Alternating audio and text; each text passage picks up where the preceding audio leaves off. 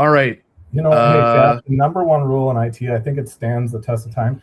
If you turn it off and then you turn it back on again. Back on again? Yeah. I think, from what I understand in the rules of IT, I think that solves everything, like all the problems. Here's where you're normally right, but I have to push back because that's what I did, and that's the problem. All right. Well, it works 70% of the time, all the time. As far as, I mean, the real bummer here is we just lost all those comments in the previous. I think I could pull them from the VOD. Okay, I still have them on my screen. Thank you for hanging in there. We are both, gang. I'm so sorry. I hope you find us here. I'll give a little bit of time for people to find us. Hello. As some talented Frenchmen wearing helmets once said, one more time. I'm so sorry that happened, gang. It was a technical issue. It shan't happen again. Hey, Stream 4 is the winner. Oh, that is depressing. We got time. That is depressing. Fourth time's the charm, as they say. Can we get that on a t-shirt? Oh boy. What happened to your t-shirt? What's going on there? Everyone, well, I wanted to celebrate that we have Lore Master Sean Rourke with us to discuss spooky stuff, possibly vampiric stuff, which is of course his bread and butter. Or neck and wrist, if you will. So yeah, I wanted to dress the part. I wanted to welcome him. I spent all my time on my outfit and none on learning the program itself. That's frankly what's more important. Me looking good. Thank you. We all agree. Yeah, I don't know how to push the button, so you're good. Well, you know what? Couldn't be much worse, Big Bad Mike. I think we could give you a shot at it. Right off the bat, before we were rudely interrupted by the producer of the show, and thanks to those who reloaded, I'm so sorry that we took you in multiple places. Also, I know that, yes, there are 2 streams. I'm not going to break the other one this time, I promise. When I asked about your break, and I asked if anyone got any cool new toys, it looks like one of chat said, Big Bad Toy Store definitely got some of my Christmas money. Appreciate it. Very nice. Very nice. That's thinking ahead. Because it's free money, right? Folks are saying you're back. And I'm so sorry. It's nothing you did. It's everything Producer Jack did. Blame this guy. New year, old me. That's what they say. That's my other t-shirt. Big Bad Mike, did you get any cool new stuff? And did you get to go anywhere fun? We got struck with the sickness and we had to cancel all plans. But you know what? Christmas in February is not a bad thing. We'll get there. It's fine. Everybody's doing good. We had a good morning at the house. It was a good time. Yeah. That actually sounds delightful. Little February Christmas. Sometimes it's all you need. Extra time to get the gifts. It's not as much stress. That's actually pretty clever. I like that. I get to do this year. I visited my wife's family in Texas, and yeah, similar. We got in on like the 26th. We had Christmas on the 27th. It was nice. Less hustle, less bustle. We could actually, order in food as needed on the days, and yeah, good stuff. Sean, how was your break? Did you get to do anything fun? Did you get any new fun stuff? It was great. Yeah, no, I pretty much partied nonstop. My family are party people, so like we show up in Omaha, Nebraska, and it's just like, and now we're going to this relative's house. And so it's just like nonstop Christmas goodies and pasta and all kind of, I mean, it was just wonderful. And then I came back here and slept for a week. Heck yeah. It was great. Listen, this is going to be tacky for the host and, barely qualified producer of a podcast, but I do have insider information about you. I did, in fact, go to college with you. And Sean Rourke saying we partied every night is the funniest thing I've ever heard. You've been an adult man since you were in college. You've just been like, well, guys, we got to get to sleep if we want to get up and have a good morning. The concept of you just like in rave gear just running around, which by the way I've literally been to raves with you, but like I had this great visual of you like full party animal Sean Rourke, which I love. just drinking tea but in each hand. Yeah. 2 fisting iced teas. Yeah. Yep. Yeah. Not a hard iced tea. Yeah. It was like sometimes there was an eggnog in one hand, but otherwise, yeah, that was it. It doesn't need to be a hard iced tea because Sean's hard enough. That's what I'm saying. Not a gross way. Not a gross way. I'm just saying he's just a tough guy. I wanted to flag this comment real quick. I love this. Hey guys, I've been enjoying the episodes. I found the portrait display, which I prefer. Fantastic. And I'm so sorry that you had both and then I killed both. And now we're back. So thank you for everyone's patience. And you're in the right place because I'm just going to jump ahead, sort of. There is going to be a giveaway at the end of this today. You have to be watching live to get the thing. It's very exciting. We'll talk about that in a little bit. But Don't go anywhere. Also, Bill, again, as we covered, is in Wisconsin, but is not on the show. He's probably roughly 9 feet away from Big Bad Mike right now. But no, he's actually in Minnesota now, so we're right on the thing. So yeah, he's over and enjoying hopefully something good to eat. Oh, okay. Yes. Okay, good. Okay. Yeah, I really thought just to spite us, he would literally just be really, really close. yeah. I asked him. I said, "Hey, we got a thing." He said, "You guys do your thing. I'm gonna do my thing. We'll catch up next time." That's right. Also, thanks to chat. As always, hit that like button. Jay. And if anyone's in chat saying, I hope I'm on the right one, you are not in a time loop. This is the live one. Everyone's in the right place. Stay where you're at. But also, there are 2 of them literally at the same time. There's a horizontal and a vertical. Live how you want to live, man. Man, this is a great question. I can't pass this one up. When Sean's feeling saucy, just put a lemon slice in his iced tea. Ooh, Sean, can you talk about that? I know you have your own YouTube channel. I don't want you to get in trouble.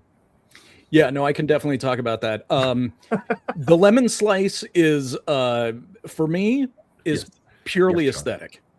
I don't like the lemon juice in my tea. It's taken me 40 years to come to this conclusion. Wow. But it's just, I like the taste of the tea without it, but having a lemon slice on the edge of the glass, like at a restaurant, always makes me happy. Oh my goodness. Okay. So it's for fancy times. Yeah. So to answer the question, then yes, when you're feeling saucy, then it comes out. Thank you for asking. Okay. Any other like crazy, you know what?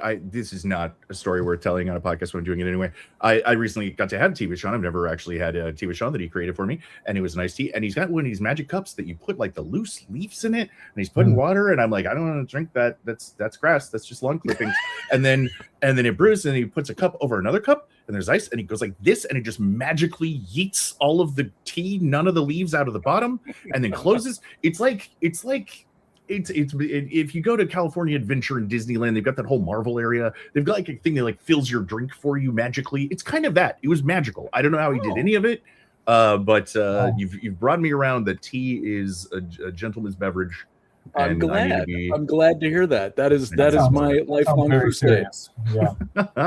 Thank you again for coming and joining us again. I'm just making sure that we get everyone back since we lost a stream. So thank you for your patience, everybody. Now there's a word that keeps coming up in chat and Big Bad Mike. I was like, are we? And it is the word koala. I'm going to be honest. I don't know why. Because I host this show and hit buttons badly and do other things. So I genuinely don't know what the question is. So help me out. We had a pretty fun week of posting, some cool updates because there's things landing, there's new stories, there's new sculpting happening. So, we're just throwing out some teasers, but it's a little ways out yet. So it's just kind of there for you to discuss. Okay, I know. Would you say that it is quality control? It very well could be, and I'm sure Sean will have you back again to talk koala some night. I look forward to that. That would be great. Yeah. Funnily enough, someone in Australia is asking questions about when they get their figures. So they must have heard us say koala. Yeah, let me follow up on that, and we'll hopefully get some news on that. Excellent. So okay, yeah, and everyone's very excited about the koala, and I already know we've discussed battle nuns. I don't know if there's updates there, but I know that with that discussion has happened. We've seen little pictures of those. Is there anything we can speak to on that, or is that a wait and see? Stay tuned to socials for some stuff. Yeah. Very nice. And you know what? Look. The wheels are in motion, man. We got projects. We got so much stuff going on right now. I just like what do you post? Who wants to see what? We got things. We got things going on. A lot going on. I know I'm biased because Big Bad Mike came into my life fairly recently, halfway through last year, and I'm completely attached and smitten. But I do say this: I watch podcasts and I collect things. And sometimes when people say like, "Oh, we'll let you know," I'm like, they don't know. It's never going to happen. I don't believe them. But like, I genuinely, the dangerously small amount I know about the behind the scenes of your operations is that you don't say things unless something's coming, and if it doesn't, it's rarely your call. It's usually nature or a higher power stops something. But it's information. If you know things and you can tell the fans who buy your stuff, of course you gotta have those conversations and show them some stuff. And Chad, just know that like I'm pretty straightforward with Bill and Big Bad Mike. I'm like, hey, like there's probably things I'm not supposed to talk about. Like we need to, they're like, it's all important. Like they're the people buying the thing. They need to know what's going on. If we can tell them, we'll tell them. If we can't, we won't. So I appreciate that. I know I'm sucking up, but I genuinely now even more so having worked with you guys a little bit when I listen to other shows and stuff, I'm just like, oh come on, you have no idea. You're not gonna ever tell us. All that stuff. Let's see who's excited for Order of the Crimson Moon. This guy right here, as you can tell. We're getting there. There's a couple of things we got to tweak, and after that it should be good. I'm not going to put a timeline on it because we are approaching Chinese New Year pretty quick. Of course. We're trying to squeeze some things in at the buzzer, and we'll post some news or talk live on our next episode about where that stands. So wonderful. We are close. We showed some stuff. They're actually in the other room. So yeah. Okay. With all of that said, I'm going to shut up about me and life, and I'm going to talk about what everyone's here for. It's time to talk about a little bit of Operation Monster Force, because we have the lore master, Sean Rourke. If you like any details about a character or go, wait, what? Oh, that makes it interesting. That's Sean. He did that because his job is to sit and think about spooky, cool stuff all day. I mean, not all day. We all have other jobs. Myself. Yes, yeah. But that's the dream. Like Sean gets to do the thing. If he has a weird dark thought in the middle of the night, it's not like, oh no, I need to drink some milk. It's like, I got to write that down. That's good.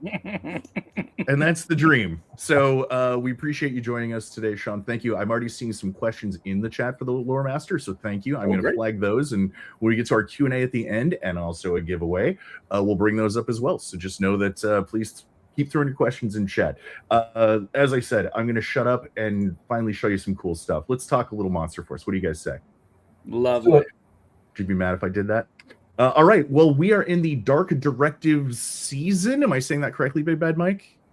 Sean, is this a side quest? What are we doing here? It's not an actual season. It's a Yeah, so the Dark Directives are sort of like, as we kind of discussed last time, so if I'm telling you stuff you already know, forgive me, but so we've got the main lines of figures come out as seasons, and they're based around the ongoing plot moving forward. So each season is sort of like, and based on what happened last season, this is what, this is how all those characters have ended up, and this is what the new mission is, et cetera, et cetera.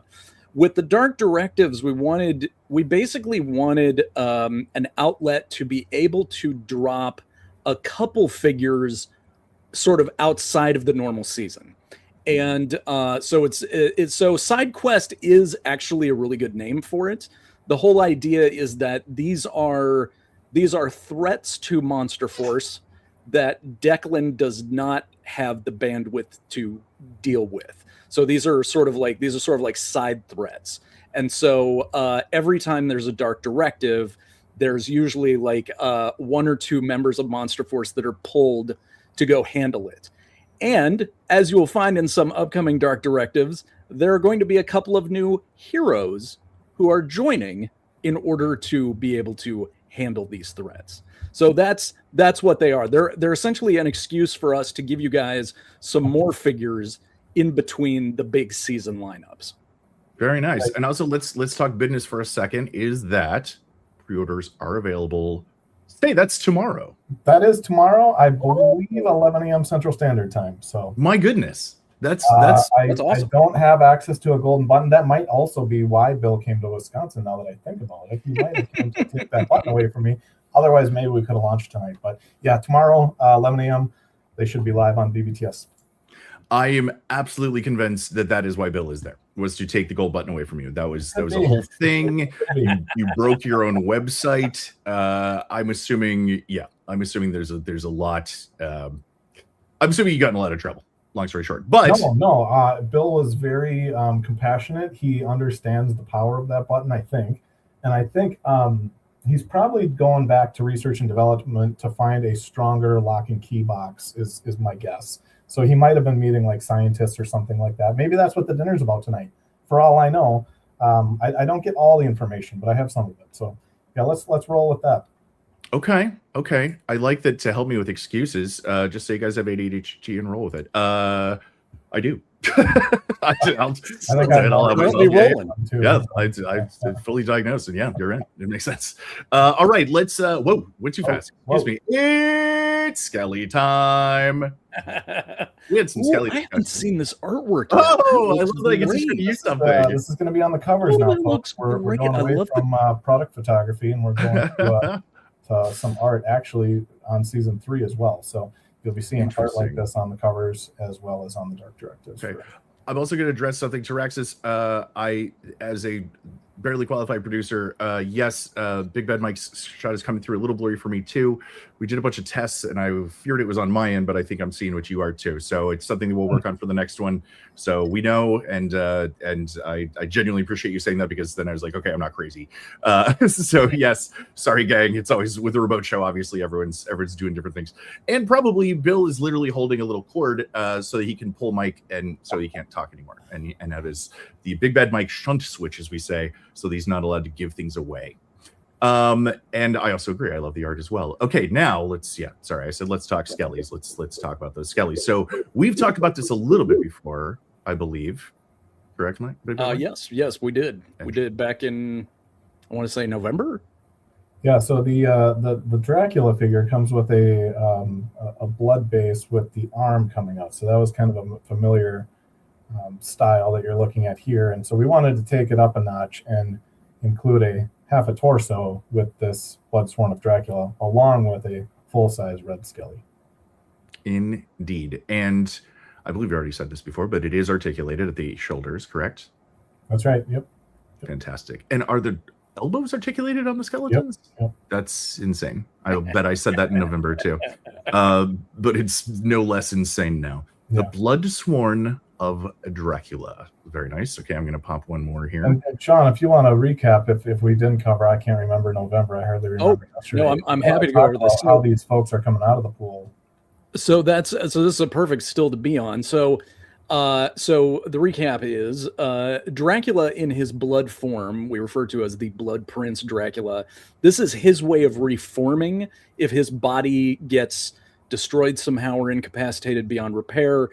His spirit can find, if there's enough freestanding blood somewhere, he can reform his body out of it. And so he basically becomes just this version of himself that's completely made out of blood. And so in this particular dark directive, where he's having to attack, like basically sneak attack the city of dark sorcery, which is a whole thing that we can get into, but his way of sneaking into the city and bypassing the skeleton army outside is for him to rise out of the blood pool that the sorcerers have. And in doing so, when he is attacked by the city's defenses, Dracula then summons the souls of his most trusted warriors from back in the 1400s, and they form out of the blood as well as these blood skeletons. So that's why we're referring to them as the blood sworn of Dracula. That is the story. There you have it. Fully armed, I believe we discussed before that aren't there weapons like stolen from others? So they or does he just hand them out. No, so their weapons come with them for weapons that they had in life. I don't think that these guys come with blood machine guns. These do sword and shield, I want to say, on these. Correct. Yeah, correct. I was going to say that I was going to have to eat my words and come up with a completely different origin for these guys if you said that. On the fly. Yeah. So we can, blood guns. We can keep what I wrote, guys. It's a good day. So yes, that's the story on these guys. Of course, look, I've said it. Big Bad Mike, I'm sorry I said it out loud. Of course, now all the comments will just be like, "Where's my blood gun?" Everybody wants blood guns now. So maybe that can be an expansion pack later. Yes. And sorry, Sean, you'll have to figure out how blood guns work. My bad. But let's focus instead on blood shields and blood. Oh, lovely. No, wait, let me. Okay, chat, do this with me. So I just have this one shot of his weapon. Now the obvious word is spear, but I'm wondering if this is like maybe it's more complicated than that. This could be. I don't believe it's a halberd. I believe It could be a pike. Just to like hold and then take out infantry. But I'm gonna go with just spear. Sean, any Big Bad Mike? I think it's technically just a spear. I mean, this particular angle, it looks like it might be a very large hypodermic needle, but it is definitely a spear. Yeah, that would be a lot of lore. You got to scramble on that one fast. Yeah, exactly. But I also just to say it. Oh, glaive, that was good. Glaive is good. Oh, that's good. Yeah, that's great. I don't know if I can. Yeah, that's pretty strong. Alan's going with Slade. Okay. Yeah, I think it's strong. What I wanted to talk about I love is that with doing the translucence and the blood red, I love that he has a shield that you can see him on the other side, and it's all just blood. That's so cool. The visual of like, for some reason, that just makes it so much scarier. That like, there's a skeleton made of blood, but also he's got this other little porthole in front of him that's also blood. So, dear God, this is so cool. This is such a good like visual for like the worst day of your life fighting this guy. Not a fan. And then I'm a huge fan. All right, well, let's look at the Bloodsworn of Dracula with their boss. This package comes with Big Bad Mike. Can you speak to that? Yeah, you get. I don't want to say it wrong. Figure. You'll get the torso and up that we showed before, and then a variety of swords and whatever the blood needle is. So is it 2 skellies plus? It's a skelly and a half. Let's call it that. Copy that. Oh, I see. And it's funny. I've looked at these before, but I'm just now getting it. Is that you? Yes. Okay. So you get a half skelly, you get a full skelly. Okay. Multiple bases. Yep. Excellent. Also, respect to the YouTube page, Dead Meat. James Janice, who runs that and does the kill count, is a great talented person I've got to work with before. And I realized after 3 episodes of this show that he has a bit where he talks about bastard skellies. He hates skeletons. And I just totally was saying it. And I messaged him. I'm like, hey, I think I'm in trouble with a whole brand. Because I keep calling them skellies and it's just what they are. And he's like, and he literally his reply was like, yeah, it's what they are. Yeah, they're skellies. Oh, okay. All right. So nobody's suing? Yeah, we're not stealing that. He doesn't have rights to it, but I'm just saying, like, you guys have an actual like brand as well. You actually sell the toys. So I'm like, yeah, they're skellies. It's fine. Skellies is skelly. Everyone knows that they are. And as we discussed, fully articulated. It does come with the blood pool that they're coming up out of. So you can do all of these poses, including seeing a skeleton grimacing at you through a blood shield. I haven't seen most of these photographs before either, so it's fun for me to be able to see these images. They look fantastic. And Big Bad Mike, I think we've talked about this before, and can you speak a little bit to the photography that goes into these? And I think we've talked about hopefully having a photographer on at some point that does all of your stuff. Yeah, we work with somebody who takes care of it. We'll elaborate on the. I want to talk production and everything else another episode. Yeah, copy that. You're right. We got the lore master. To that, I'd like to actually. I got something that works for that. So yeah, I got a great question that is lore, and I think so. This is perfect. I'm going to go ahead and fly it. I really like this question. Is Dracula limited on how many Bloodsworn he can summon by the blood available? Putting you on the spot there, Master Sean. That's a very good question, and the answer is yes. It is a finite resource, so it's only as much blood as there is in one place. So like if he's in this particular story, he's forming these guys out of the blood pool that the necromancers keep in Chorazin, the city of black sorcery. So it's just until that blood pool runs out, and as many skeletons and blood shields as can come out of that. So yeah, as to like, is there a number of souls that Dracula can summon? That's a good question. I hadn't really thought about it. That is a good question. I would imagine it's probably as many as you can fit on a shelf. Well, it looks like this fan has a problem. It should go up against Dracula. With how many nosebleeds I get, Dracula would have a garrison. No! That's a bummer. Oh no! Anime protagonist here. I'm sorry to hear that. Gonna be attacked by too many blood skellies.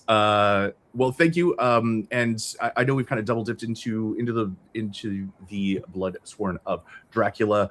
Any other little tidbits, Sean, or should we move on to the next? I mean, I say we move on. If people still have questions at the end, I'm happy to answer them. But yeah. Oh, I got another one though. This one's too good. They're coming in hot. Is he limited to his most loyal soldiers from the 13th century, or can he summon anyone that's died?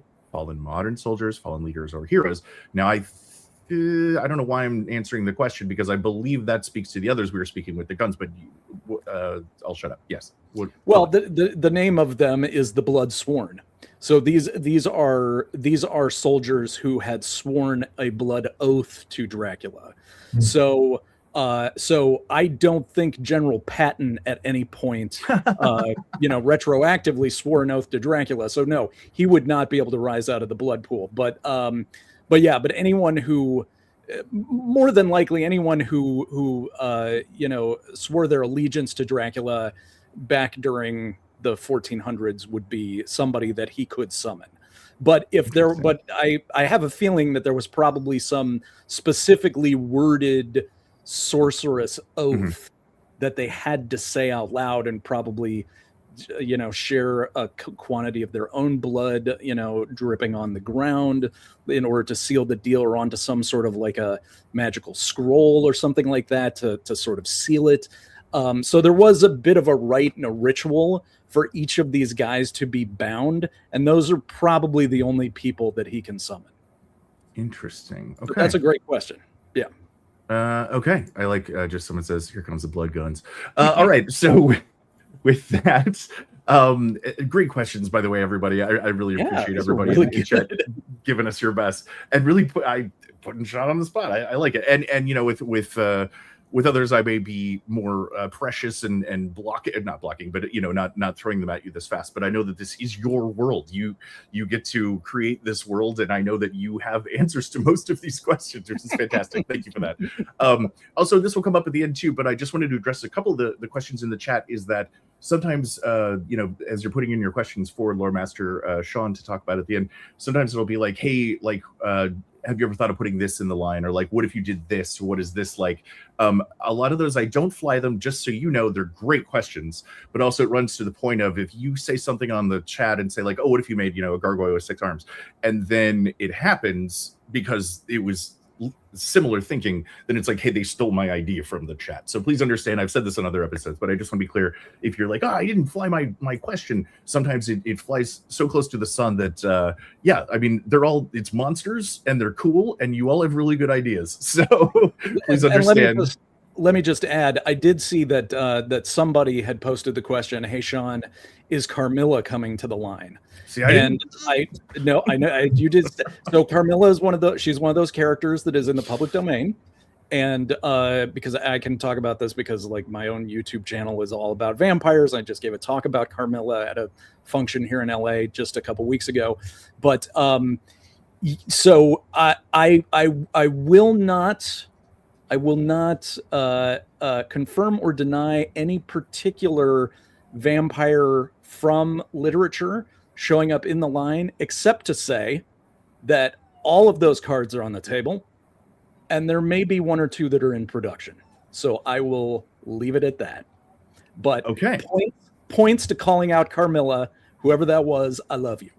And after I explained, like, I'm not flying it, Sean's like, oh, I saw it. And the dude who said they want a Minotaur named Hugo. Yes, that's a great idea. Yeah. Sean, Bill's going to kill us. Do you understand? He'll be like, also, I think that's part of your strategy, by the way, Sean. I think if you say it on the show, you'd be like, well, we're committed now, dude. Sorry. Finally getting my Minotaur. Let's move on to another that we can talk about very soon. And let me just fly. Oops. Sorry, let me get these guys out of here. All right. Hey, who's this guy? Hey, who this? Fantastic. This is great, and this is the first time I'm seeing this artwork too. Really, this is new to you as well. Well, I'm glad that we could be the ones to show you. I hadn't seen this. Yeah, Major Striker's in the house. So let's talk about Major Striker. Last time we just kind of teased him, but here he is from the front. So the story with Major Striker is, and for anyone who is here who has collected Eagle Force, either the fresh monkey version of Eagle Force or the old 80s version of Eagle Force. The original Eagle Force had a sniper named Striker. And when Bill decided that he wanted to relaunch Eagle Force, the decision was made to age up all of the characters appropriately from the 80s line. So this is the same Striker, but he is much older now. He is now a major. And he is someone who has not necessarily appeared in the Monster Force version of the story yet, or the side of the story yet. But when it comes to the Dark Directives, General Brown is like, okay, I need someone I can trust who can just run operations dealing with these. And so he taps Striker to come in and head up the subunit that is the Dark Directives. So that's who Major Striker is. He is also an excellent excuse to get that general body in a blue color. Heck so yeah. that was a special sort of side benefit to it, but that's who Major Striker is. And so it's great that he's being introduced here in the first Dark Directives, because he's going to be the guy in charge of that. And he may in upcoming Dark Directives get some help. Interesting. But outside of that, I can't say anything more. I mean, a major without people to boss around isn't much of a major, right? That's a very good point. Okay, this is out of my depth, and I'm going to fly it because I know that anytime their military is involved, that there are questions about like decorations, etc. It's probably not even the right word. Apologies if I sound stupid. But Major Striker appears to have 4 gold stars on his shoulders. Will he be a general, or can they be cut back to 1 cluster for the final figure? So this is a very good question. We did spend some time thinking about this. So the part of the reason why. So in answer to your question, no, Major Striker is not a general. The stars on his epaulette are not general stars, and if we were able to do them at full size, they would look different. But you have an action figure, so they're just going to be very tiny. But the thought that we came up with is that Major Striker is part of Eagle Force. He's part of the American military machine, but he is English, and he was a soldier in the Royal British Services, and so he is part of what is referred to as Saber Cluster, which is essentially a group within the military that is composed of essentially operatives that have made the jump from their original country of origin to the American military. And it's sort of like they get, like full transition, and all the, rights and everything that goes along with that, but they are considered to be slightly separate. So no one from Saber Cluster can ever reach the level of general, but there is a new classification ranking system with the stars on the epaulette that is for major, and so that particular major can go up to 4 stars. So that's what that is. It's an excellent question. Also, just to speak to it, is that yes, of course, with when discussing military rank and that which is earned and obviously important. Yeah, I mean, you have to take that into consideration, right? Because a toy is a toy. That you can only make so many bucks, etc. of the body shapes. It speaks more to you, Big Bad Mike. But yeah, you can't just casually be like, oh yeah, he's a 28-star general, I guess. Like, while the universe, of course, exists in a world of vampires and monsters and such, it's still it's grounded, and that's why people like it. I think, in that it has relatable rules to it. So and we want to keep it that way. Like that is a part of the whole aesthetic of the line. So You're absolutely right, Jack. I also love, as we're discussing vampires, the chat discussion is vampires are on Van Helsing's side here, correct? And I was like, well, maybe I'll fly that by, and Sean can answer the question. And everyone's like, yeah, no, yeah. Everyone's like, the fans are like, we got you. Yeah, they're absolutely there. Everybody knows. Yes. Well, so far we've only got one vampire visible in the line. That is Dracula. And yes, he is working with Van Helsing reluctantly. There are more vampires on the horizon. Will they be part of the team or will they be enemies? We will see. You're saying vampire's a little cagey. I love this. I forgot he was British. I guess I need him from our Brit shelf. I love that you have a Brit shelf. A Brit shelf. That's very lovely. Curious what that looks like. I'm gonna go like Constantine. I'm gonna like. I can't even imagine like exactly what the British style is up there. Have there been previous Operation Monster Force British characters? Well, technically, Declan is British. Is he British? I mean, he's obviously European, but he's in fact. Oh, okay. He's an American citizen, but he was born British, and he's part of the. There's story stuff that's going to be coming out soon that's going to explain a lot of this. But yes, Declan is technically British, and some other characters, some of which have been seen, some of which have not, are also British. But I think so far Declan is the only one. So Stryker would be the second one. Yeah. Is the Eraser British? Oh, you're right, Jack. Oh my God. Yes, I am right. I knew that off the top of my head. Thanks. Yes, he is. Yes, Merrick Griffin, the Eraser, is British. Damn it. Yeah, no, you're right. Absolutely right. And someone came in with Griffin. They're like, tell the lore master. To be fair, the other British one is invisible. Yeah, exactly. I looked up at my toy shelf and I was like, nope, don't see any because he's invisible. Yes. Chat's doing all the work for us. This is amazing.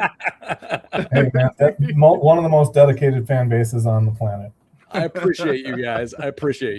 Yeah. Well, I'm a big fan of Steve now. He covered me and made me look smart.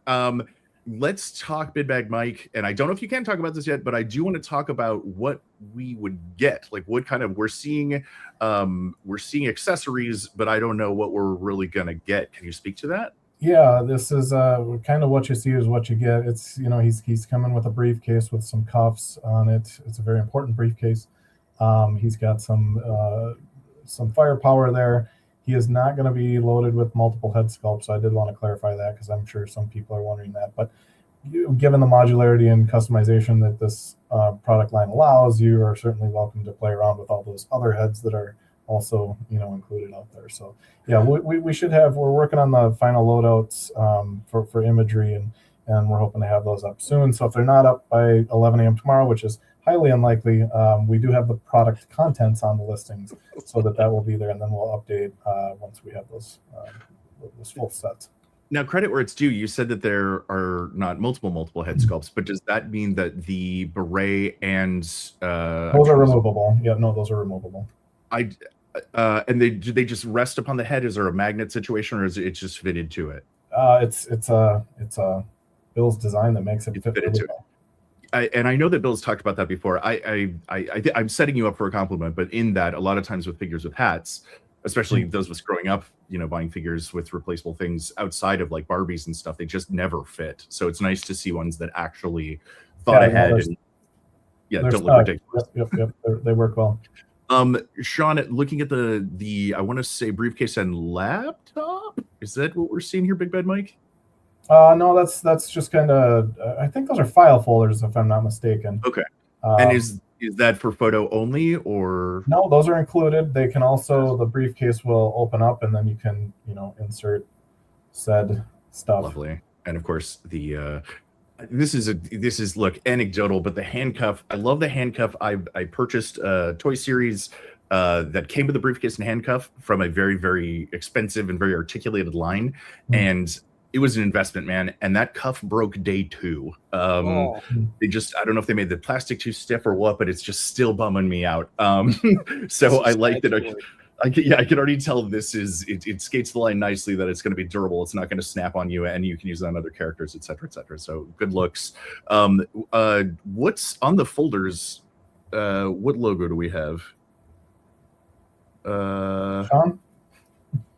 Yeah, that looks like a demon head to me. Can we say, is that, or I say logo? I mean, is this official or is this like maybe it's just a file on those? We're all learning at the same time. Should we not speak to it, or is it just? Well, it's I think that's foreshadowing, but I don't want to say anything in case I'm wrong. Copy that. I love that you know all the secrets, but you honestly don't know what you're allowed to say about them.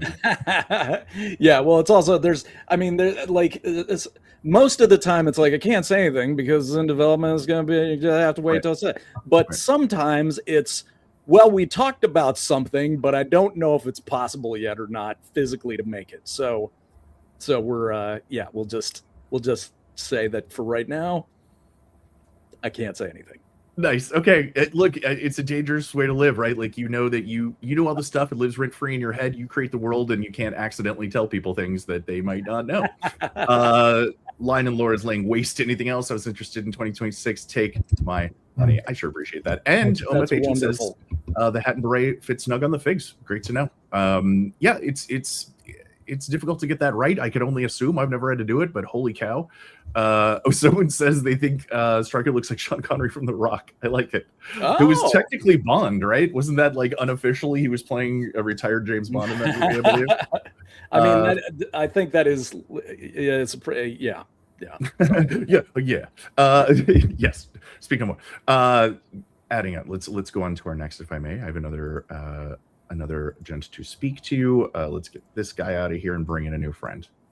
Ooh, we always love to see the art. Now, of course, folks are familiar with this gent, but we have a little more information from Big Bad Mike. Let me get us to this guy, Forgotten King, Omen of Doom. Yeah, so this was one of the first Operation Monster Force figures. It was a Joe Fest 2024 exclusive. So as you saw in the first wave of Dark Directives, the Dracula figure was released, and so we thought we really needed to do this given the demand from the fan base. And those were just different times. That was given those were our first two figures out. We didn't have a full season out. People weren't familiar with all the characters, and obviously we're trying to build something here. So we're just kind of revisiting that. We are making sure exclusives remain exclusive. So you'll notice that this bad man is holding a staff that is different. So that is one of the major changes. And this, of course, will have some story behind what that means. New staff, eh? And this is more of the translucence. Now this is glow in the dark too. Yeah, this is glow in the dark. Okay, that was what I was going to ask. Yeah, because I know it's sometimes when it has a more of a greenish tone, then it's usually glow in the dark, and it's bluish. It isn't always necessarily. The red skellies are not glow in the dark, correct? I know we discussed that before, but I just wanted to say it again. Is that the red skellies do not glow because it glows weird and it's not the right color, and which is not the fault of you, the Big Bad Workshop. It is the fault of how plastic works. And yes, indeed, the answer is it does in fact glow in the dark. I had the question of what is the lore behind the new staff. It sounds like we might have to sit on that for right now. Did I catch you right on that, Big Bad Mike? We're not going deep into that.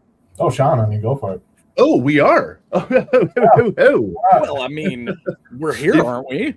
We are. I'm always waiting for Bill to pull the trigger and tell me that we're not allowed to talk about something. So I'm excited that Dad's gone again. So let's keep playing. Yeah, no. So yes, and let me also just say first to everybody, thank you for requesting this figure, because when we originally did this figure, it was very much it was like, we had like it serves a story need. Absolutely. Like, this is the astral projection of the Forgotten King. And so when he's out scouting, like, where is the next place where I'm going to show up and bring the Apophis Legion to grab some sarcophagus, he shows up as this astral character, this omen of doom, before he appears physically.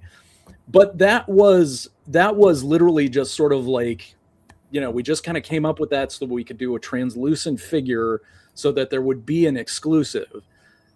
But you guys were like, I need this. Please, please re-release this. And that made me so happy because I wanted forever, like, I love this idea of the ghost version of this guy. and you should have it, absolutely. So I'm very excited that that Big Bad was able to be like, yeah, let's do a version for everybody. Yep. And as far as the difference to the staff, astral projection is something that is going to be fleshed out a little bit more in upcoming seasons. There's another character that is going to be dealing with the Forgotten King astrally in the future. But astral projection is a dangerous thing because you're essentially sending your soul sort of away from your body. And because of that, you need to kind of use some tricks to be able to find your way back. And so this particular staff is sort of one of the Forgotten King's sort of focusing, a foci, if you will. It's a talisman that allows him to get back to his physical form. So that's why you find this Ankh staff in the astral projection form of the Forgotten King. It's also, and listen, I know this isn't the point, but I'm going to show you a shot I haven't shown you yet. Look at that. That's cool. I don't have anything smarter to say on top of that. Look at that. That looks awesome. So cool. Yeah, just the lighting on that is fantastic. It glows in the dark. Come on, guys, this is good stuff. Yeah, I know. I just come on here and gush about the things that I was supposed to look at before the show, probably. Also, Dave, welcome. You're not late. You're just in time. And also, we're going to have a giveaway at the Q&A, so you're just the right place. Fan-friggin-tastic. It looks so good. It just, I mean, this, I can easily say I think this will be a starter for some people of like, okay, I didn't necessarily buy the ones before. I like looking at them online, but once you get this guy, and then of course you're just going to have more around him. And it's interesting to me to speak to the stuff because I know that as far as in Operation Monster Force, you know, like it has some symbolism, it has some, you know, not yet spoken of and some spoken of, like MacGuffins and such that you're used to in any similar storyline. But yeah, that he is sort of ambidextrous enough that it's not the tool, it's who wields it, right? It's and then having different variations of what you can do with it. Yeah, totally. Very, very freaking cool. And the bad news is no one can get one. They're unavailable too. No, I'm just kidding. Yeah, so tomorrow at 11 a.m. Central Standard Time, these should all go live on BBTS. This is going to be a time box, just like the last set. So, you know, you have about, give or take, 30 days to place your pre-order. So that's super important for us. It helps us understand, you know, demand and things like that for runs like this.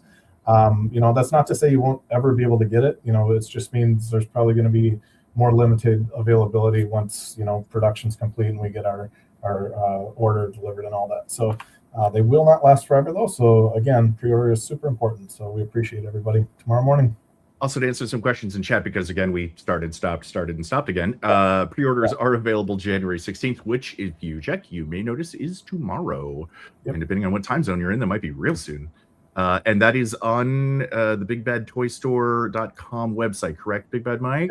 Yep. Fantastic.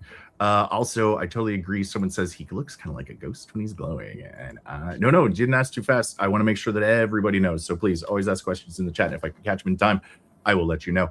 Also, you're not tardy. You're just in time. And there's a giveaway at the end of this. So everyone, thank you for jumping in. You're not tardy. The bus was moving. He moved the podcast all over the place. So again, pre-orders tomorrow. And then they close February 16th. That is very soon, 2 days after Valentine's Day. So yes, you can make sure that you are not in the doghouse for Valentine's Day, and then you still have 2 more days or whatever money you have left to make sure that you get the goods. Yeah, I was going to say put in a pre-order for that special someone in your life, but then I was like, that special someone is you. It's you. As a reminder, these pre-orders cost you $0. There's no obligation. Right, exactly. That's a great note. So, you know, that is a great note. Thank you, BigBadMike. There's no cost to it upfront. And we'll talk a little bit about pre-orders. Exactly, which, as you just said, is that you're not putting down the money immediately because it is Big Bad Toy Store, which is awesome, until it ships, essentially, usually. And conventions and pre-orders will come up in just a minute, and how getting a pre-order is really helpful to you if you want to be more part of this universe. And then I really sorry, I had to read this because I love this review. It sounds like a really nice Amazon review or something that like you get for camping. You don't know this figure, love it. A haunting soft glow for hours. I love that. I absolutely love that. It's just so civilized. It's so romantic. It is. It's so straightforward. It's like, yeah, well, you know, on February 14th, you can just sit around together and watch it glow. It's very nice. All right, with that, Big Bad Mike, I think we're allowed to go on to start talking about some cons. Are you good with that? Yeah, we are about to kick off. Well, next month we're kicking off our 2026 convention season. Fantastic. So it's starting off with ZoloCon. This is new for us. It'll be our first time entry, and we're super excited because we've heard awesome things. They've got a loaded roster of talent and vendors and everything else. So if you're in the area or if you're flying around the country, go check it out.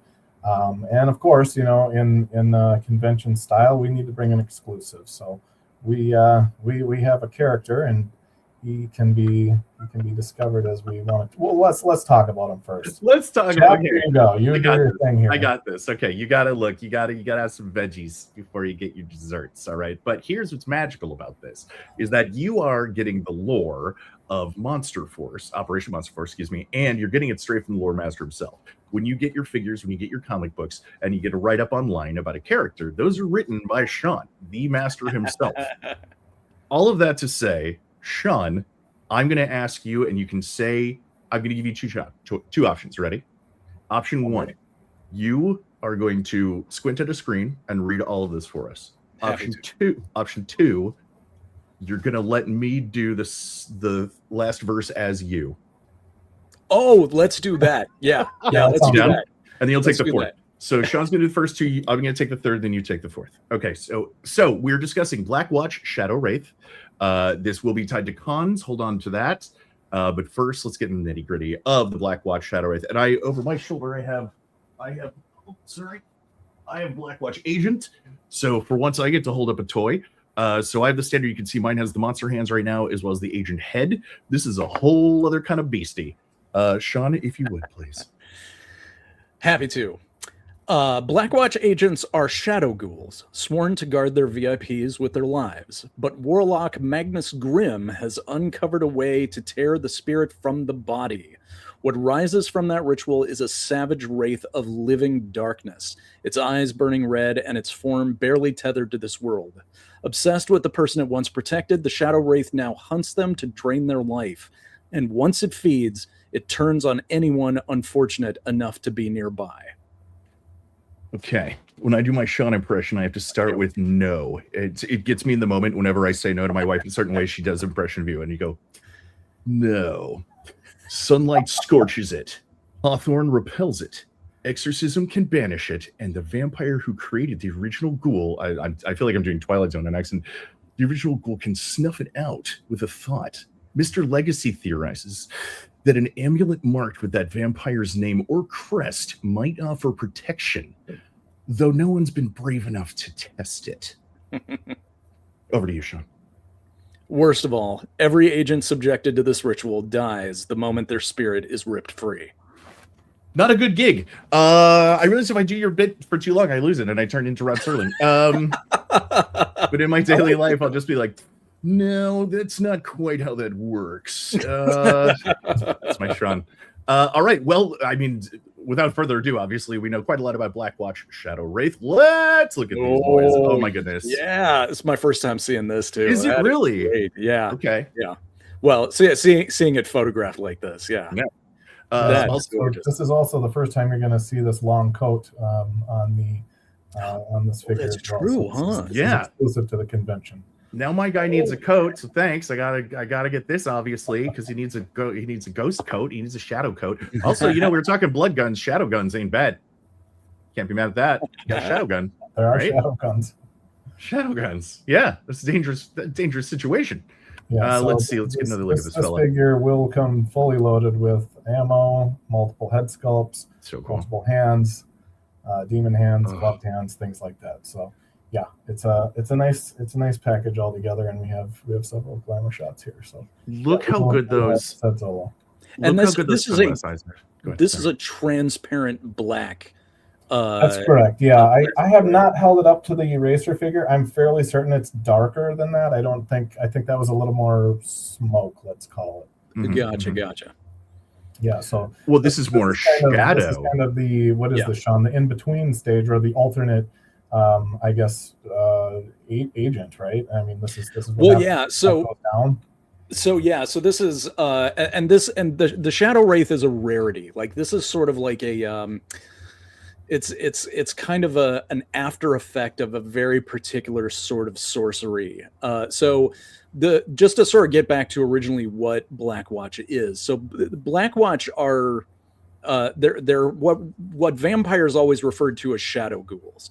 And back during the Middle Ages, vampires would basically use a quantity of their blood that they would give to somebody who was sort of like a servant.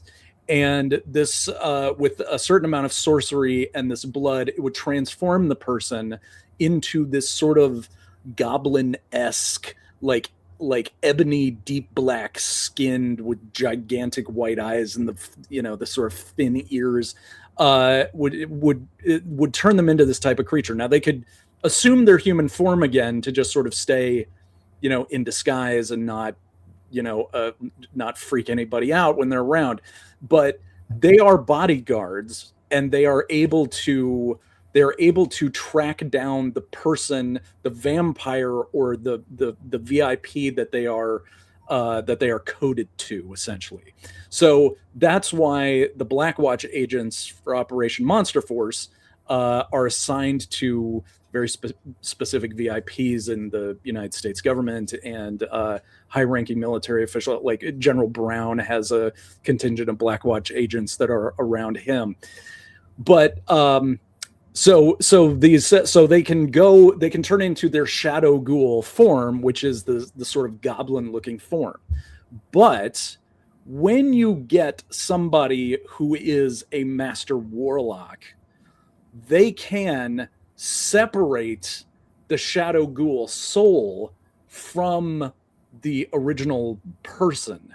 And when that happens, then the soul becomes this vaporous, like ghost-like wraith of shadow and darkness that is just 100% just evil.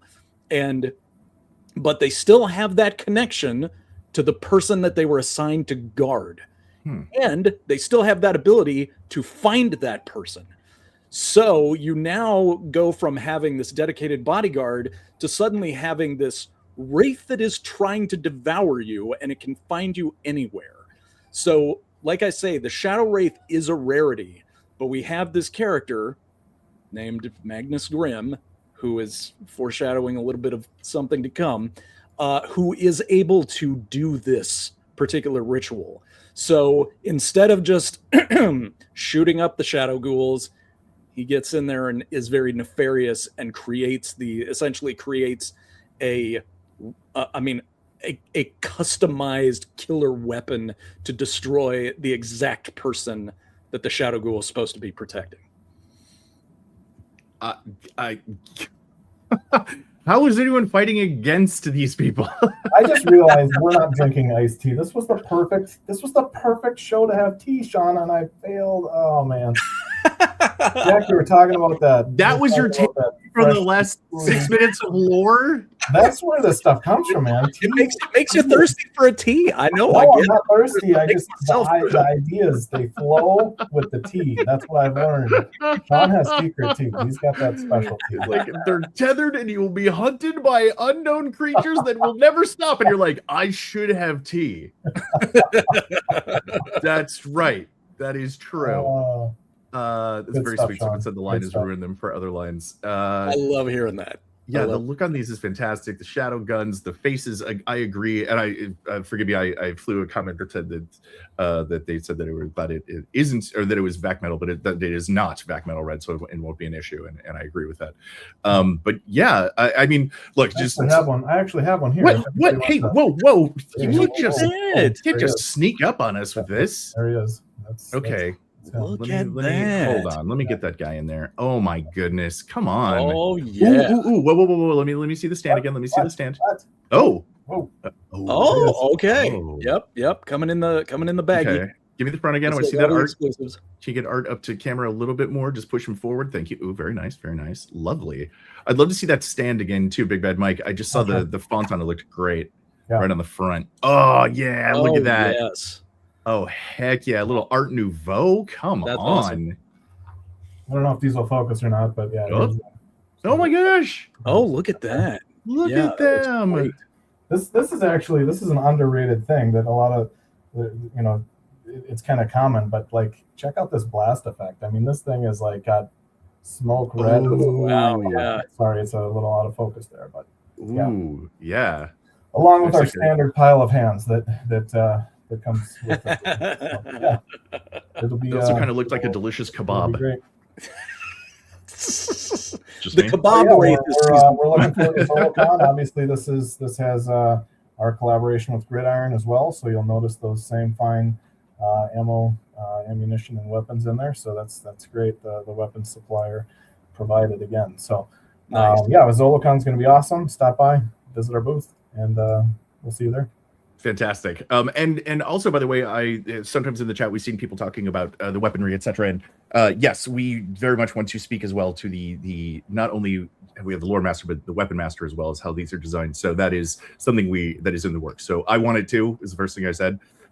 So I'm with you guys on that one. And I think I don't know if we have a lot. Oh yeah, there's more. Oh wait, there's more. There's always more. Oh yeah. So last year we tried this experiment where we were going to take a pre-order convention exclusive. So what that meant was that if you were at one of the conventions that we were at, you could come up, have a conversation with us. You didn't have to. It was very short or brief, or maybe it was good. I don't know.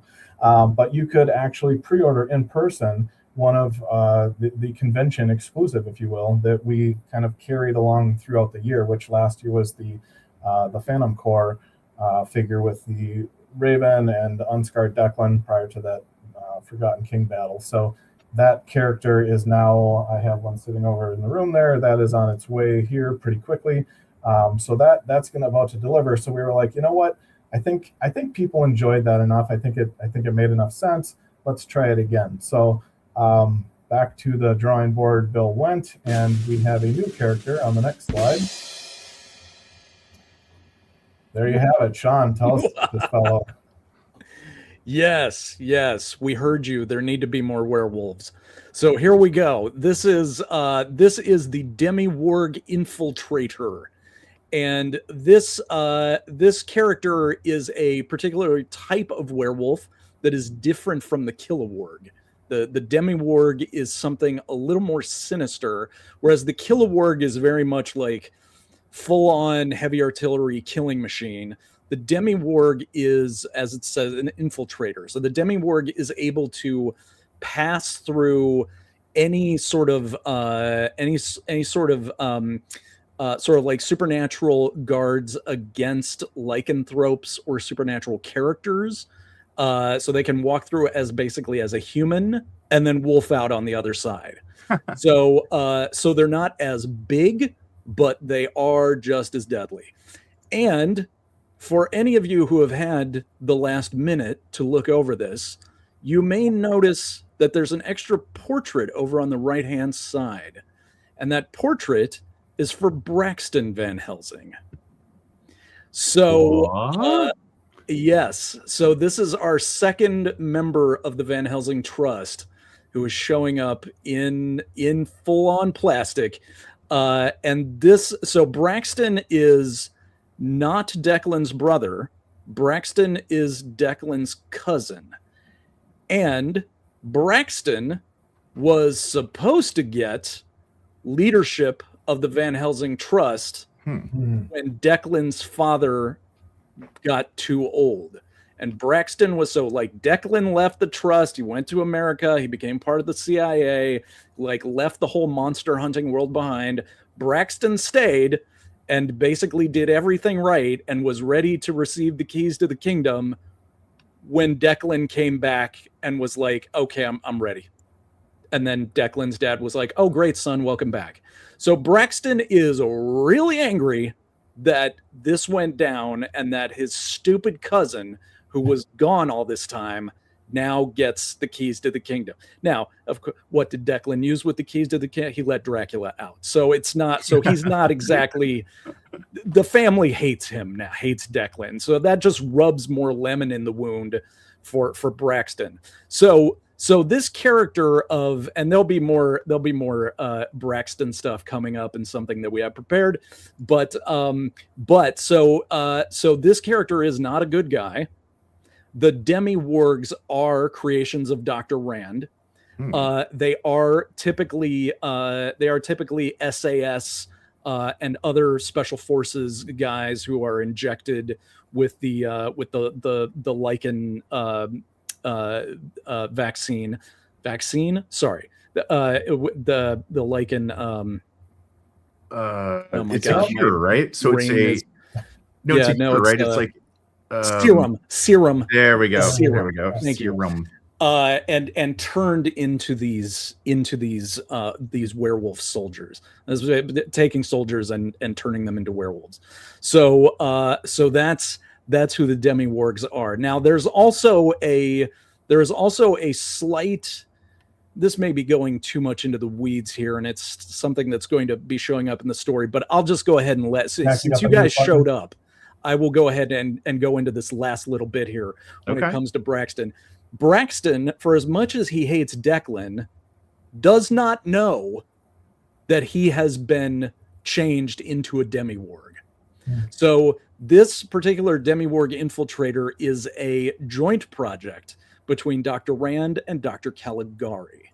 So basically Braxton was transformed and then released without any memory of what had happened over the last several weeks, so that he could walk back in the front door of the Van Helsing Trust, past all of the security measures, and then wolf out. So he does not currently know that he is a werewolf yet, one of the creatures that he has spent his entire life hunting.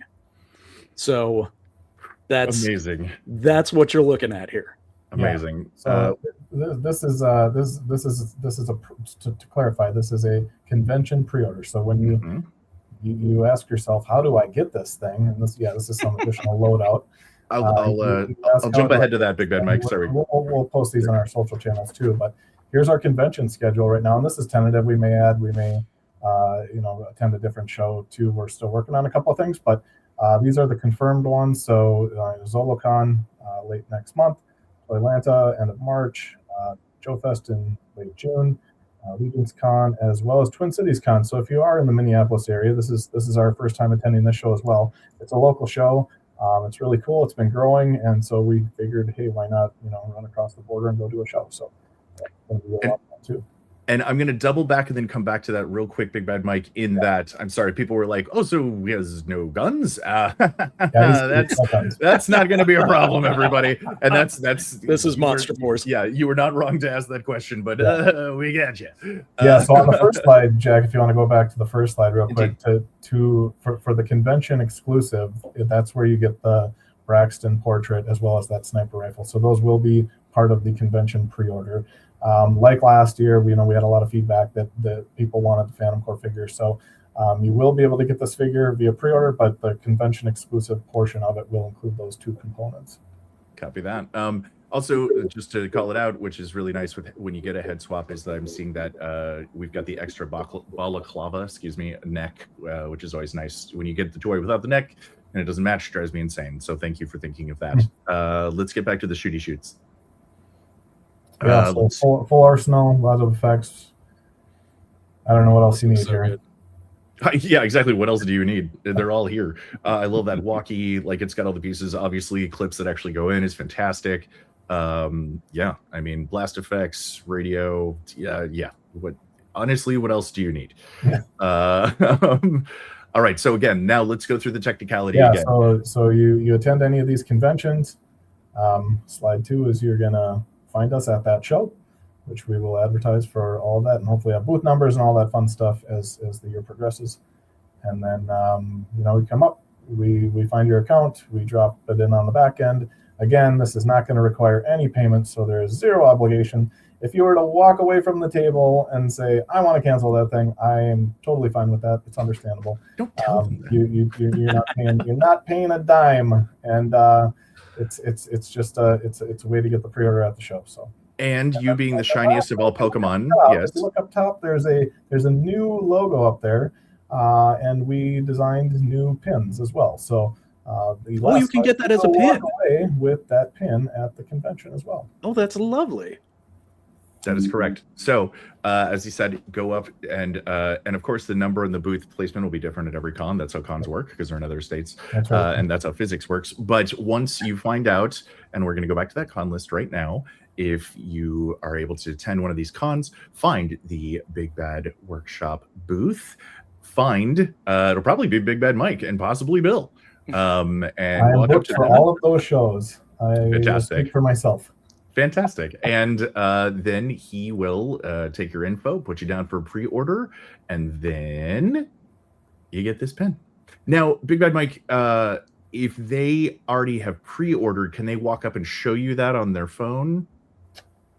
You can't get this. The only way you can get it is through only through you. Yeah. Oh, you're the bouncer. Okay. Well, that's one way to put it.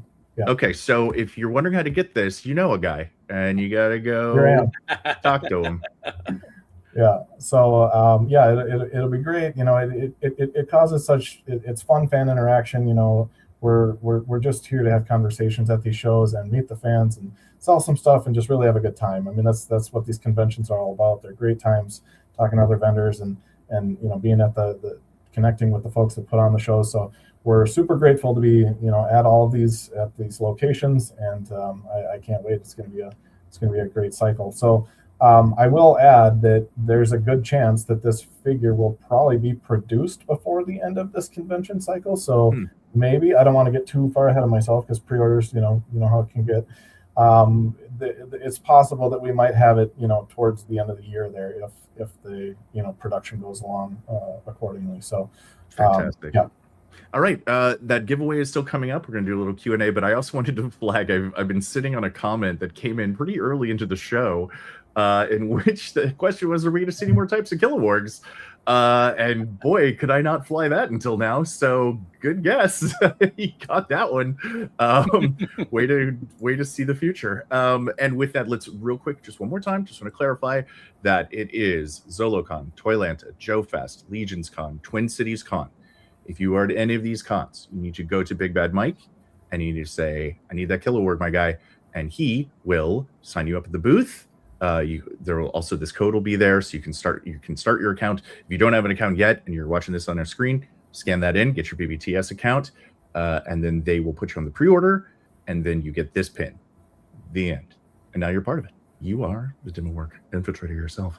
All right. With that, we're coming to the end of our show. Again, there is a giveaway, and we're going to do a little Q&A. I've been saving your questions for Lore Master Sean Rourke. You can still throw a couple in if you'd like. I think we got some real strong ones in here. Now, mind you, I know that we can do this for the next 14 hours. I would love to do that comfortably, and you could. And I know Sean could too. So Jack, on the last episode, yes. I said I'm not going to show my desk because I'm just not. But I said, we got a lot of stuff laying around. Bill and I make, right. There's a lot of toys being made. We make big messes with check models and prototypes and all kinds of different things, right? So one character I've been playing around with lately is this Soldiers of Fortune fellow here. Oh, sweet. And, this is one of the earlier versions. So, for example, they didn't have the correct shoulder pad on there, so that's like a textured pad. We wanted a smooth one. But everything else is pretty close to final. But again, this is kind of like one of those, this isn't going to be the final, figure that's going to go out. So I don't need this. So somebody else may want it.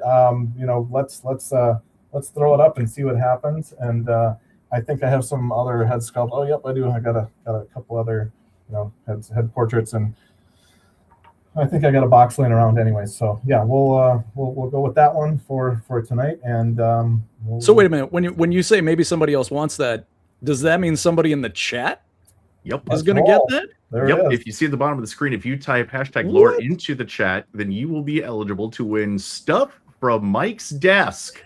Big Bad Mike is just giving stuff away. I've already seen entries coming in. We're using. I got a pencil. That's entirely possible. He may just close his eyes, reach into a drawer, and just hand you stuff. You might get a power bill. You might get some rubber bands. Get some. He's got kids. Who knows what you're gonna get? Some candy wrappers.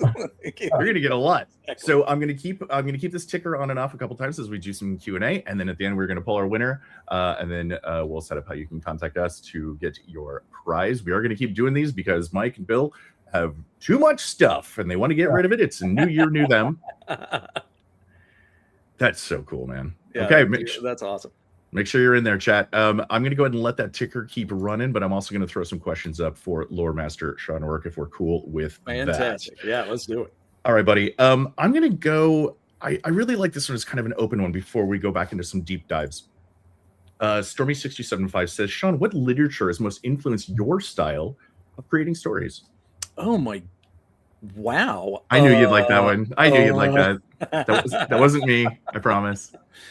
Wow. What can?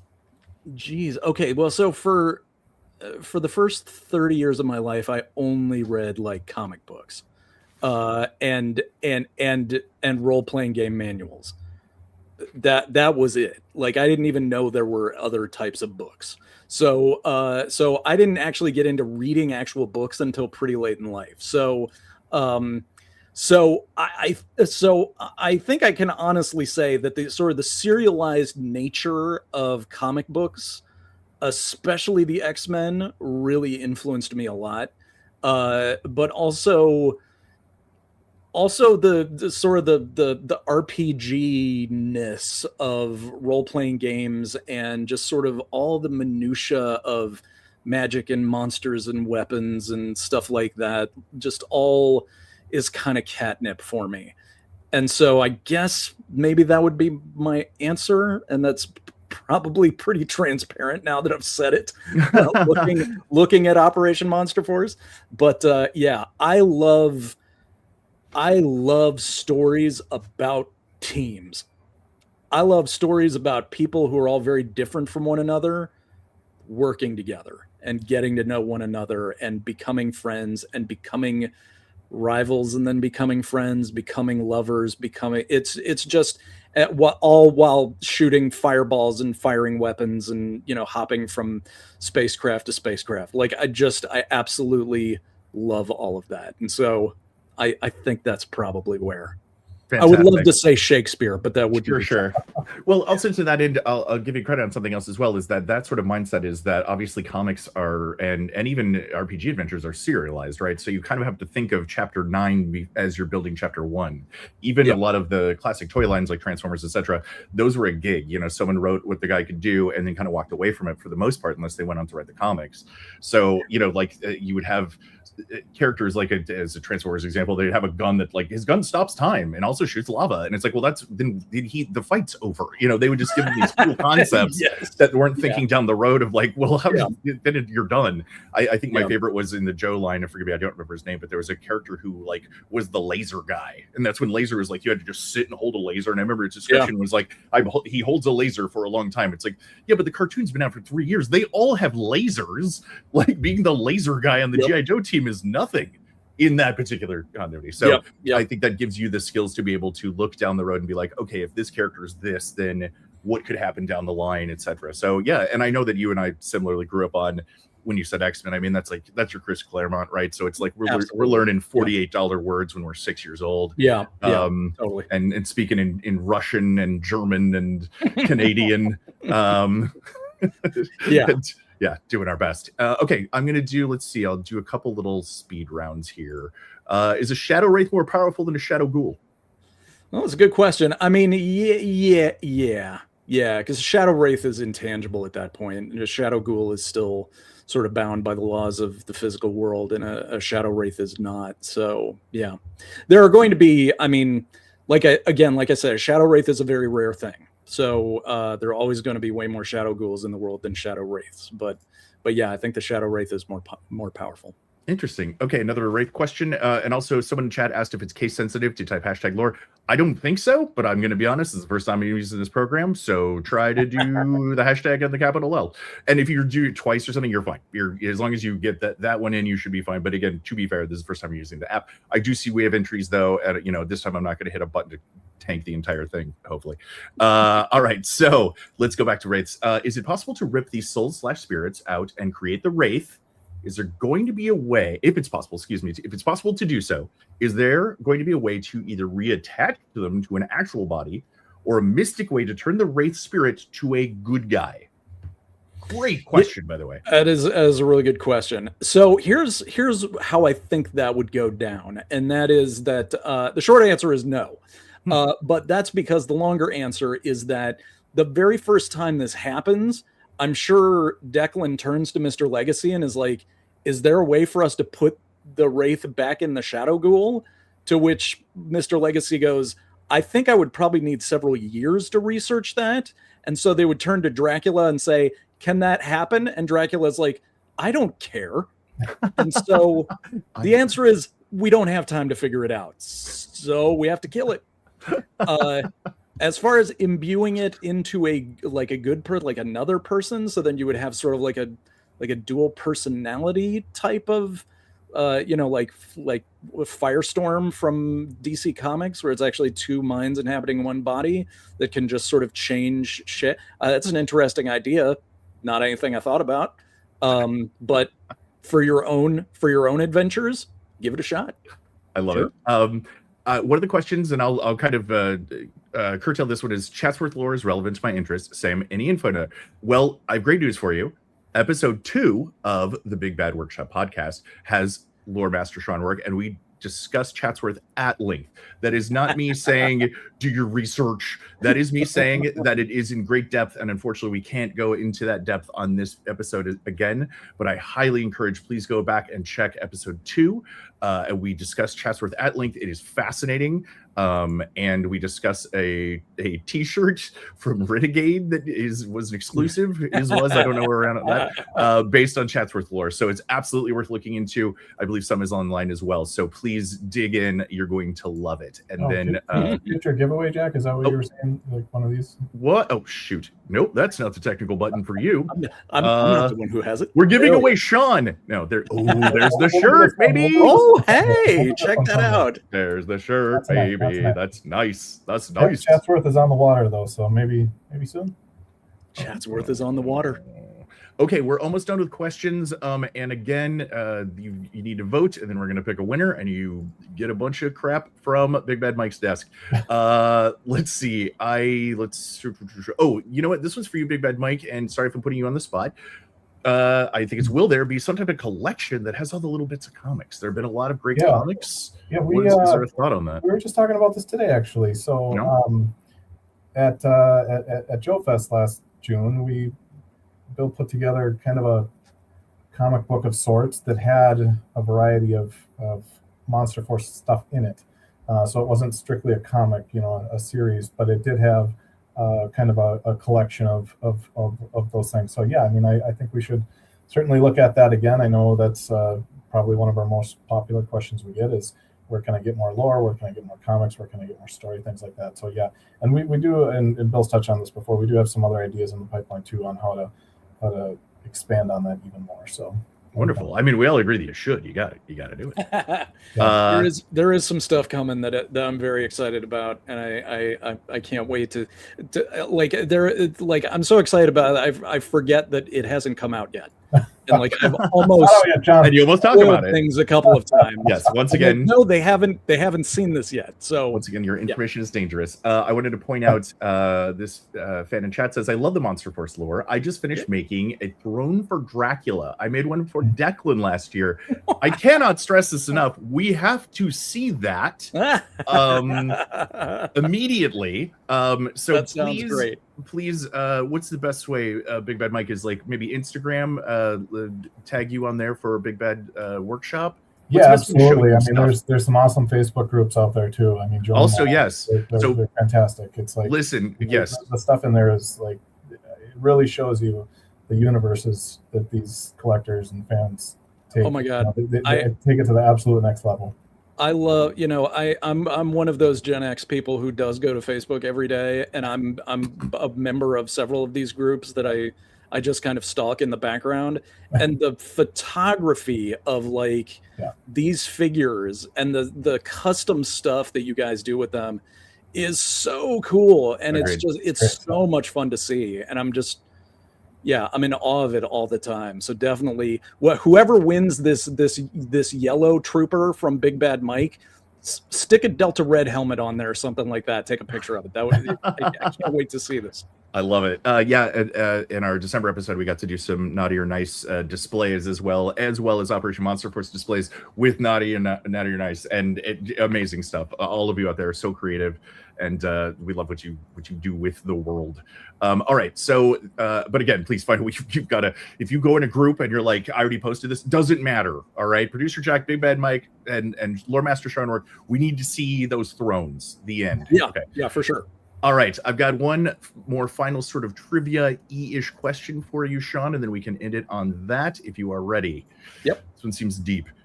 Lore question. Crimson Moon werewolves are all white fur. Dr. Rand is a descendant. Why does he have red hair fur? Just curious. Yes. Can you answer this? Yeah, I don't see why not. I mean, the Crimson Moon stuff is almost here. It's almost in people's hands. So Dr. Rand is an incomplete descendant of that particular line of werewolves. And bear in mind, the Order of the Crimson Moon got wiped out in the 70s. I think we said it was in the 70s. So Dr. Rand is a descendant of that particular bloodline, but he's been spending his time trying to recreate the original werewolf genome, of which he is very much aware that his own genetic code is very incomplete. It is only an echo of the older types of werewolves. So so the Order of the Crimson Moon was pretty much the biggest group of like royal bloodline werewolves. Like, they were kind of the last ones. They got wiped out. There's still werewolves, kind of here and there wandering around, but they're all just sort of poor versions of a more ancient, perfect version. And so that's why Dr. Rand was so obsessed with perfecting the genome and creating the Kilowog, which is a return to the perfect werewolf. Now, the Kilowog is not quite the perfect werewolf in the fact that, whenever you clone something, it's never exactly the same.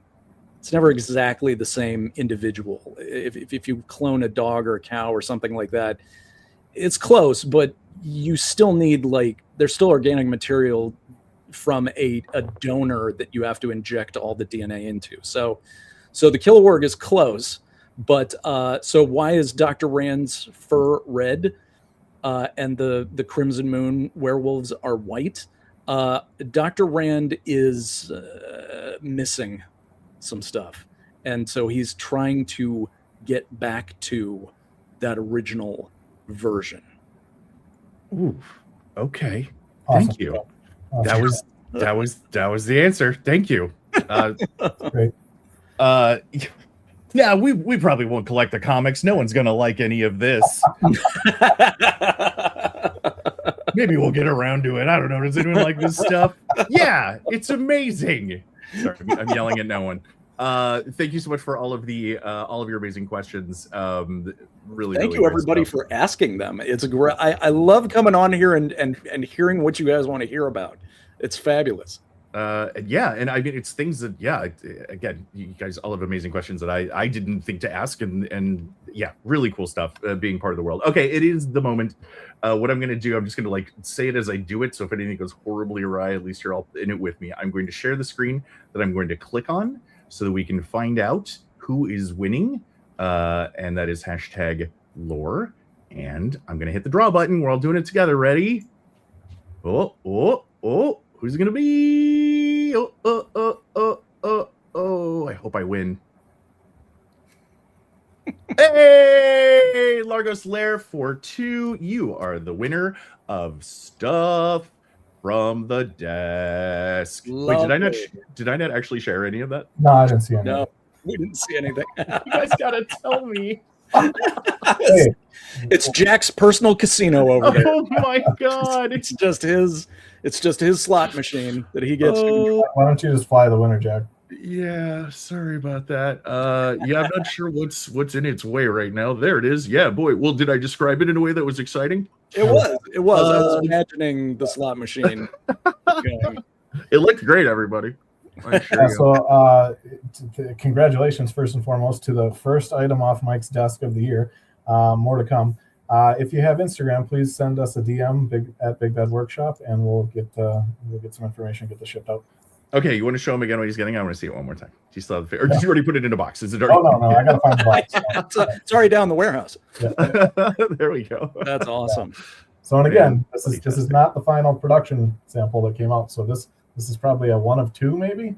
There's not many of these out. So, cool. And I'm not going to hold up the pile. Well, why not? Hey, why not? Yeah, hold up the pile. Hold up the pile. Here's the pile. Yeah, you got the pile. Oh, nice. Yeah. Pile of stuff. Yellow Soldier, not out yet. So have fun.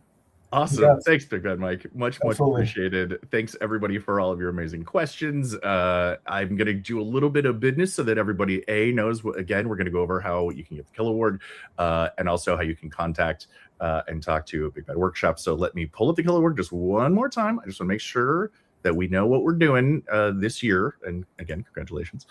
Let's see. There you are. Okay, so we are going to all go. Oh, wait, that's the second page. It's going great. Too. I see so far everything's going perfectly. All right. Then Morgan Infiltrator. You get the guns, you get the stuff. You go to ZoloCon, Toy Atlanta, Joe Fest, Legions Con, Twin Cities Con. What do? You find the Big Bad Workshop booth. You go and you see them. You say, Big Bad Mike, hook me up, brother. And then you say just like that. Hashtag hook me up, brother, capital H. And then they will add, you don't really have to do that. Then they will add the pre-order to your account. You need to make sure you have a Big Bad. For $0, it costs $0 to $0. And then you can hand in one of these bad boys until they're gone. Bada boom. As far as all the other convention exclusives that we were talking about, folks are razzing Big Bad Mike because, as we learned in previous episodes, everyone shows up and wants the stuff. So Big Bad Mike has assured me he's going to bring more of the stuff. There'll be more figures, and they are limited. They are very limited, so just know that. As far as when you guys went to Legions Con, like you sold out of everything within like the first hour.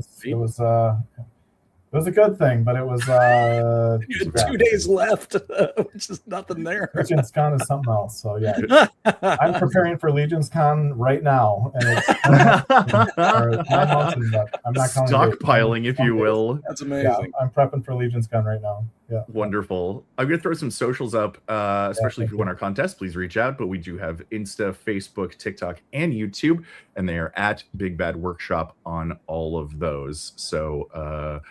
Say howdy. Make sure you post pictures of thrones. I saw someone said that they bought the Snoop Dogg throne for their, I believe it was for Declan, which is a great idea. Oh, that's a good idea. Yeah. Good stuff. All right, everyone. We had a really great time. Thank you so much, Lore Master Sean Rourke. You are, of course, the best. We're always so lucky when we get to spend time with you. And thanks for everyone's patience. I'm so sorry we had a few technical issues. And by we, I mean me, of course. Yeah, just always a great time with all of you, and we love sharing this world with you, and we love how excited you are about this world as well. Before we let Sean go, I just want to make sure that you know that he has an amazing YouTube channel called The Vampire's Castle, and you can see that on YouTube right now. And if the button works, you can see it right here. There we go. Vampire's Castle. So everyone go, please, and subscribe. You can get more vampire stuff. You can learn all about your favorite vampire novels. He interviews people who are huge within that world. His thumbnails are the best thumbnails, except for one or two, just because I think I'm on them. But other than that,